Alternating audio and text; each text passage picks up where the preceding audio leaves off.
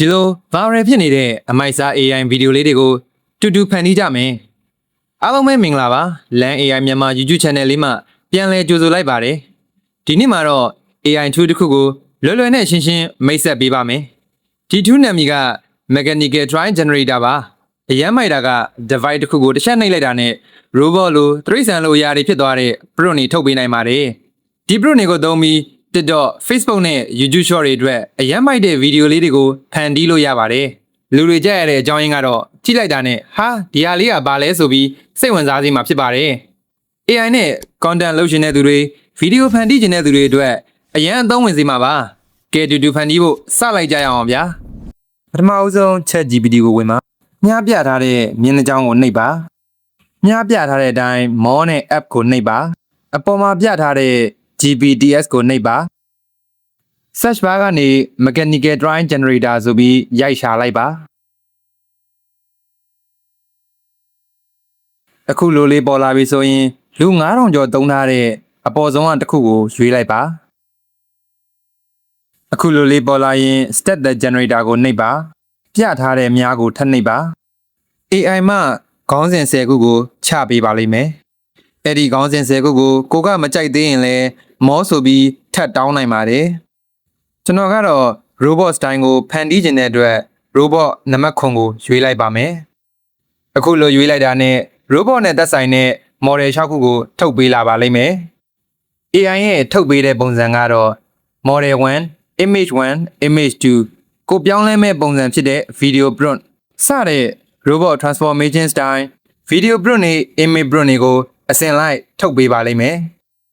ထုတ်ပေးလာတဲ့ model 6ခုထဲမှာမိမိကြိုက်တဲ့ model ကိုဗီဒီယိုအဖြစ်ပြောင်းနိုင်ပါတယ်ကျွန်တော်ကတော့ model 1ကို tutorial အဖြစ်လုပ်ပြသွားပါမယ် model 1မှာ image 1 prompt ကို copy ကူးပါပြီးရင် Chrome browser က Flow AI ကိုသွားပါပုံထုတ်မှာဖြစ်တဲ့အတွက် image setting ကိုပြောင်းပါ image ထုတ်ရင် credit မကုန်တဲ့အတွက်ကျွန်တော်ကတော့ကြိုက်တဲ့ပုံကိုရွေးလို့ရအောင်၄ပုံထုတ်ခိုင်းလိုက်ပါမယ်ပုံထုတ်ပေးတဲ့ model မှာလည်း Nano Banana 2 Nano Banana Pro စတာတွေကိုမိမိကြိုက်တဲ့ရာရွေးနိုင်ပါတယ် copy ကူးလာတဲ့ image print ကိုထည့်ပြီးဓာတ်ပုံစထုတ်ပါတော့မယ်ဓာတ်ပုံ၄ပုံရလာပြီဆိုရင်မိမိကြိုက်တဲ့ပုံကိုရွေးပါကြည့်ရတာမျက်စိမချုပ်အောင်မသုံးဖြစ်တဲ့ပုံ၃ပုံကိုဖြတ်လိုက်ပါကျွန်တော်ကတော့ video record လုပ်တဲ့အချိန်မှာဖြတ်ဖို့မေ့သွားပါတယ်ပုံရွေးပြီးပြီဆိုရင် ChatGPT မှာ image 2 prompt ကို copy သွားကူးပါ image style 2အောင် image 1ကိုကိုကားပြီး image 2ကိုထုတ်ပါမယ် image 1ထဲဖို့အပေါင်းလေးကိုနှိပ်ပါဒီလိုလေးဖြစ်သွားရင် back key ကိုတစ်ချက်နှိပ်ပါအခုလိုလေးပေါ်လာပြီဆိုရင်အစောကထုတ်ထားတဲ့ image တွေကကိုသုံးမဲ့ image ကိုရွေးလိုက်ပါ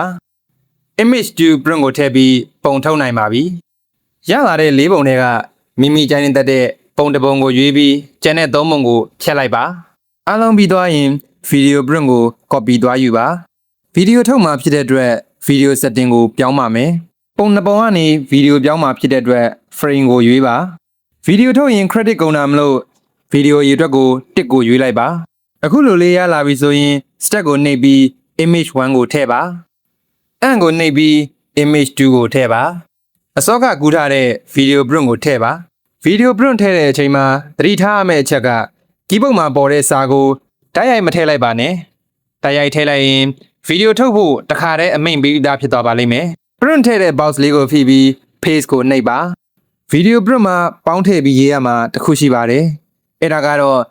ကွင်းစာကွင်းပိတ်နဲ့ no magical transformation လို့ပေါင်းထည့်ရေးပေးရပါမယ်အဲ့ဒါမှ image 1ကနေ image 2ကိုပြောင်းပြီး video ပြောင်းလဲတဲ့အချိန်ကြည့်ကောင်းမှာပါဆက်လက်ပြီးတေချာစီဖို့အတွက် video setting ကိုပြန်စစ်ပါပြီးရင်တော့ video စထုတ်လို့ရပါပြီကဲရလာတဲ့ result လေးကိုကြည့်လိုက်ရအောင်ခင်ဗျာ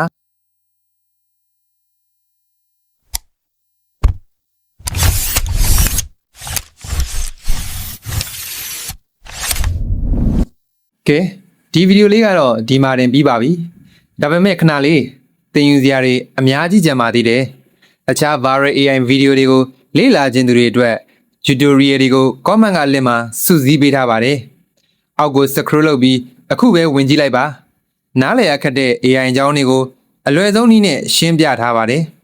AI ကိုသုံးပြီးကိုယ်ပိုင် video content creator တယောက်ဖြစ်လာဖို့ဒီအခွင့်အရေးကိုလက်လွတ်မခံပါနဲ့ ဒီဗီဒီယိုလေးကတင်အတွက်အကျိုးရှိစေမယ်ဆိုရင် like and subscribe လုပ်ဖို့မမေ့ပါနဲ့နော် AI နဲ့ပတ်သက်ပြီး trick အသစ်တွေကိုအမြဲ update ပေးသွားမှာပါကြည့်ရှုပေးသူတယောက်ချင်းစီကိုကျေးဇူးအများကြီးတင်ပါတယ်နောက်ထပ်ဗီဒီယိုအမိုက်စားတွေမှာလည်းပြန်တွေ့ကြပါအောင်စို့